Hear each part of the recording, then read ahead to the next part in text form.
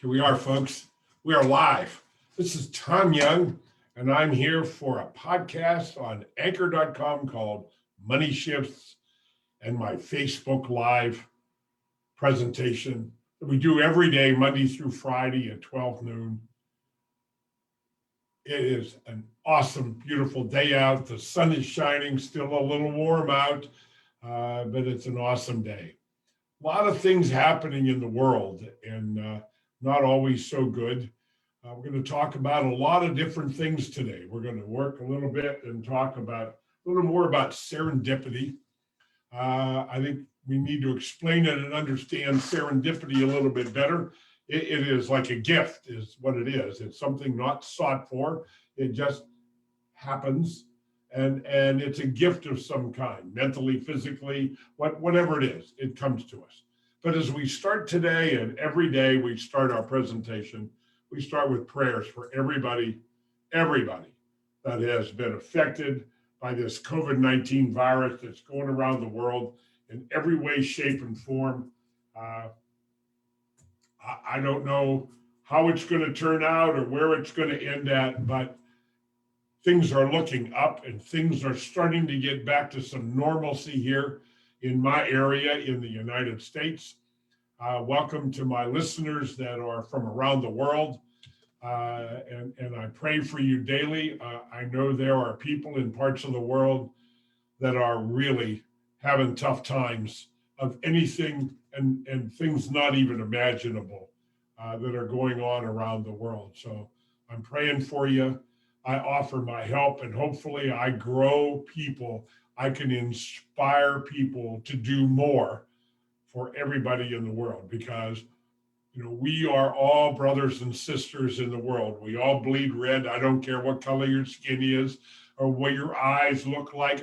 None of that matters, because if I cut you or me, we bleed red, and we are human beings and God's children, and we all bleed red. I don't know what else needs to be after that, but the politicians seem to be using a lot of malarkey, that's a good word, malarkey, to keep the atmosphere tense. They don't want people to be happy and safe. They want the atmosphere to be tense. I don't know why. Maybe I have an opinion, but I won't share it here. But anyway, our word today is elevation. Elevation is a unique word. The action or fact of elevating or being elevated. The degree to which something is raised. Aristotle said, quality is not an act, it is a habit. When the Ritz-Carlton Hotels won the Malcolm Baldrige National Quality Award, the owner of that outstanding organization, William Johnson, stated that now they would need to work even harder to earn the respect that came with the award. Quality, he said, is a race with no finish line. He is correct. Competitive excellence requires 100% all of the time. Ever track the consequences of almost, but not quite? Interesting. According to the researcher Natalie Gibble, of 99.9% were considered good enough than this year alone. 2 million documents would be lost by the IRS. 12 babies would be given up to the wrong parents each day. 291 pacemaker operations would be performed incorrectly, and 20,000 incorrect drug prescriptions would be written. Just a few examples. So with that knowledge, ask yourself, is it even all right to give anything less than my best effort? You're too great to settle. Expect the best, give the best. Anything less would be catastrophic. We have lots of information, and as I share in the things, I want to start something new today. I want to start with some quotes, great quotes from great leaders. And one of the greatest leaders in my mind was Winston Churchill, who saved the world from Hitler in World War II, because he was the guy that in 1939, Roosevelt, Winston Churchill, and Joseph Stalin in 1940 to shape the Allied strategy in World War I. The intense patriot and romantic believer in his country's greatness, Churchill gave his people the strong leadership and devotion that ultimately led to Britain's military salvation. He was awarded the Nobel Peace Prize for Literature in 1953 in his book, The Second World War, and also was knighted the same year. A few of his quotes, I wanted to share some of these. I have nothing to offer but blood, toil, tears, and sweat. A lie gets halfway around the world before the truth has a chance to put its pants on. Courage is going from failure to failure without losing enthusiasm. Success is not final, failure is not fatal. It is the courage to continue that counts. If we are together, nothing is impossible. If we are divided, we all fail. And his famous saying, never give in, never, never, never, never. In nothing greater, small, large, or petty, never give in except to conviction of honor and good sense. The price of greatness is responsibility. All great things are simple, and many can be expressed in a simple, single words: freedom, justice, honor, duty, mercy, and hope. We'll have more of that every day. I think we need to be inspired every day. In this book, The Road Less Traveled by M. Scott Peck, it's really all about that. It's about the 6 inches between our ears. It's about this thinking muscle.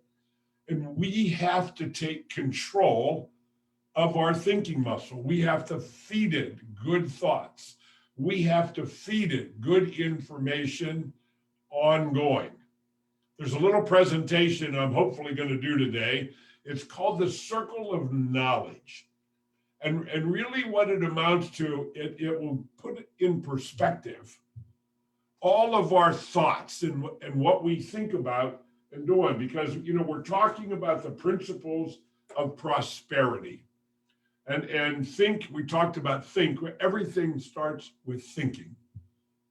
If we think correctly, if we think differently, we will start to see things. We will increase our perspective by adopting a big picture perspective in which you can see how each one of your economic decisions affects all the others.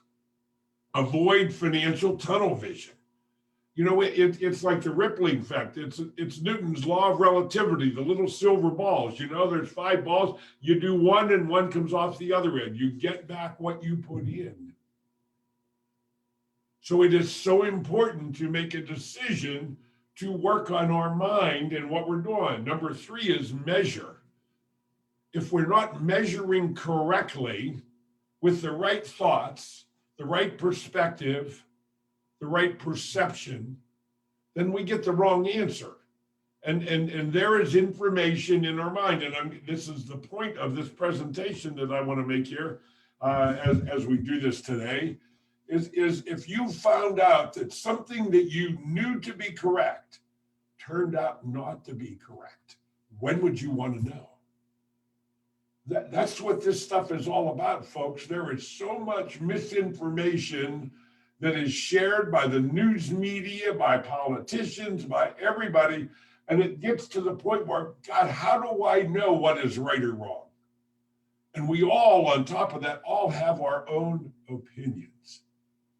Let me share with you this little circle of knowledge presentation as I share the screen. So I'm going to share my screen.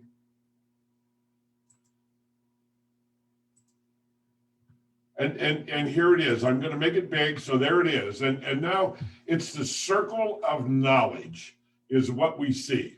This circle of knowledge. Now, where did my screen go? Did I lose it? No, there it is. Okay, I'm still up. Circle of knowledge. That circle in the middle represents all the knowledge in the world.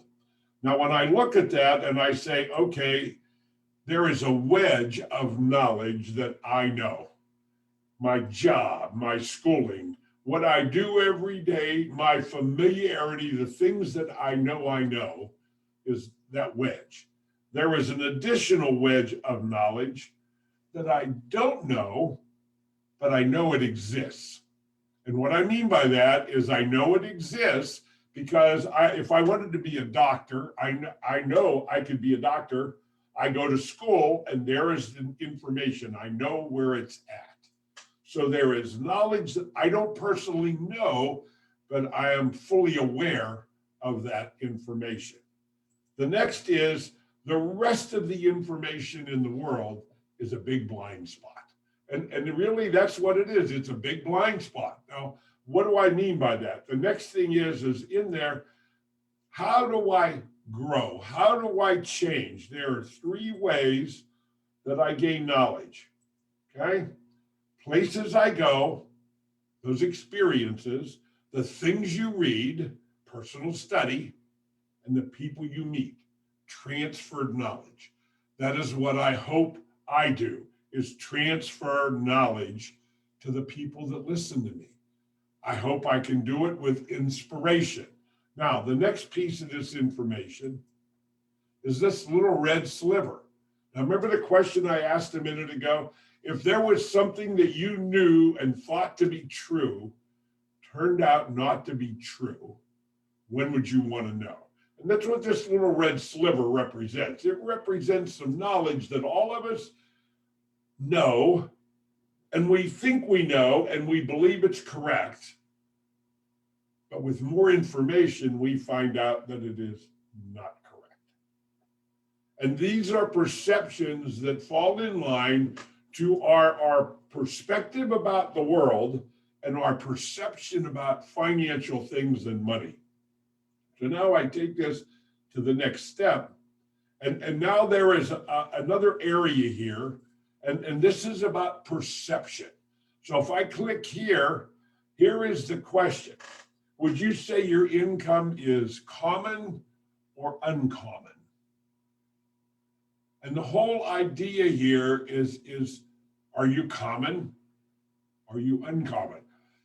Do you know? Have you ever thought about this? So let's take it to the next page and say, okay, here is the information. And I'm going to adjust my page. I want to adjust this page so it doesn't take up the whole screen. I need to do that. Okay.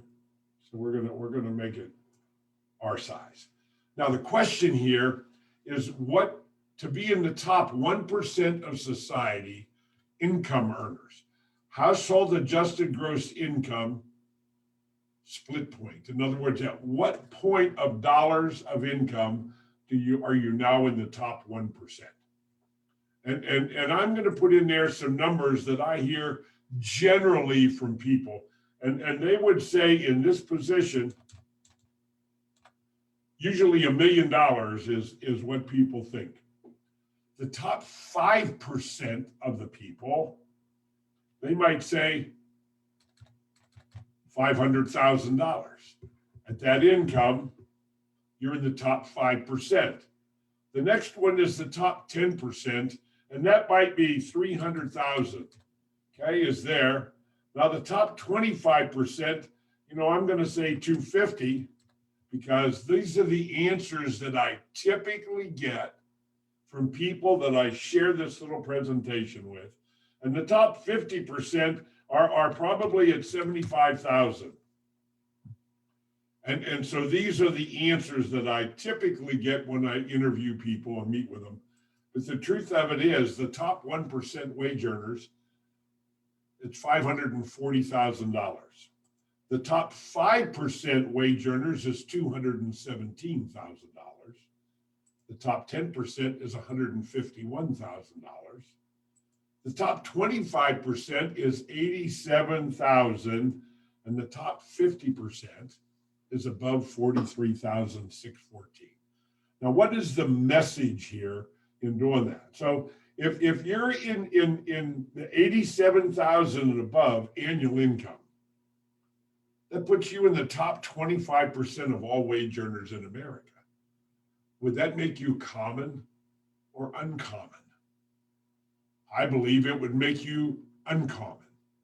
And if your dream and goal is to take your income and make more and earn more, grow yourself, et cetera, then you have to avoid doing common things. If you do what everybody else does, at best, you end up with the average of what everybody else got. Now, if that's you and you want to be that acceptable level of mediocrity, God bless you, that's your choice. See, in the world, in most places, we have choice. We have freedom to choose what we want, who we want to become. See, it's not the money you make in life, it's who you become. It's not what you do in life, it's who you become. It's not the money you make, it's what you do with the money. Now, I know some people that make a lot of money,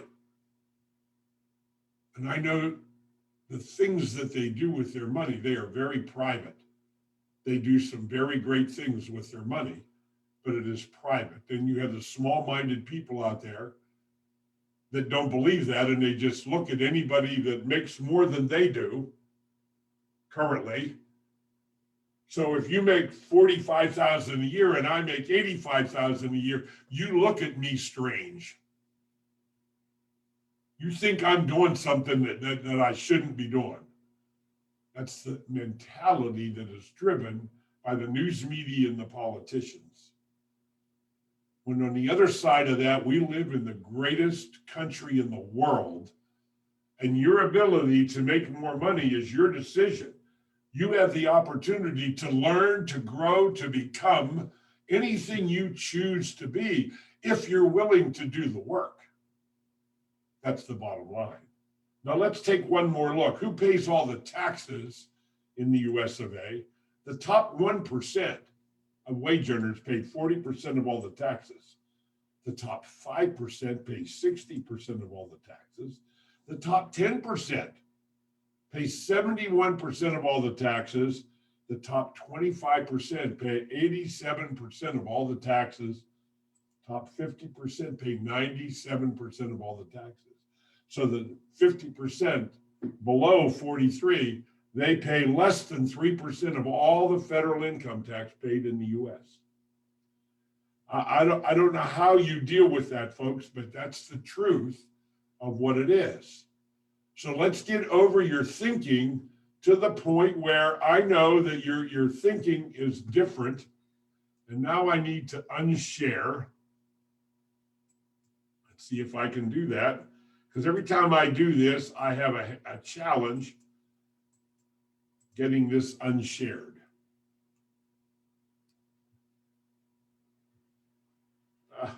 Here we go.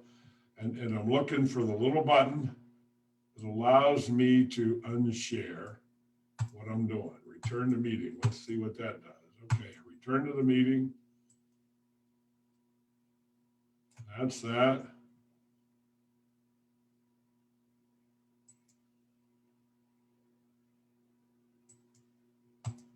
Oh, it's just fun.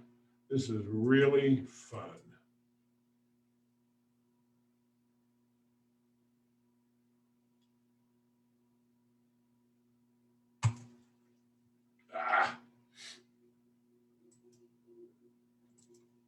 Meeting. Back to home. Return to meeting. It's not helping me find that place that I need to find.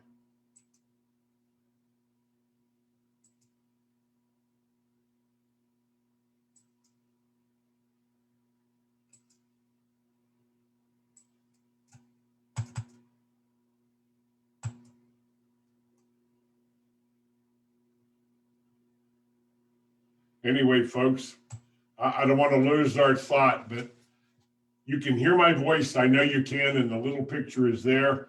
And for the life of me, I am truly dumbfounded at why I cannot unshare this screen.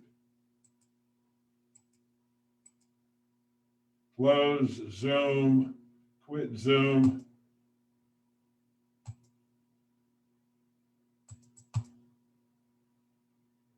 It's still not allowing me to do that. But anyway, I'll be back at noon tomorrow. We're going to continue this discussion tomorrow about prosperity economics, prosperity thinking versus poverty thinking.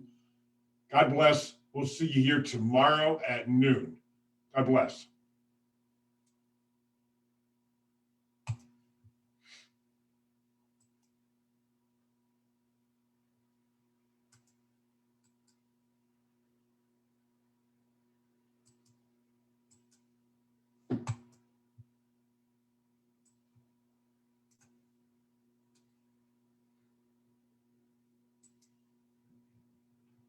Two.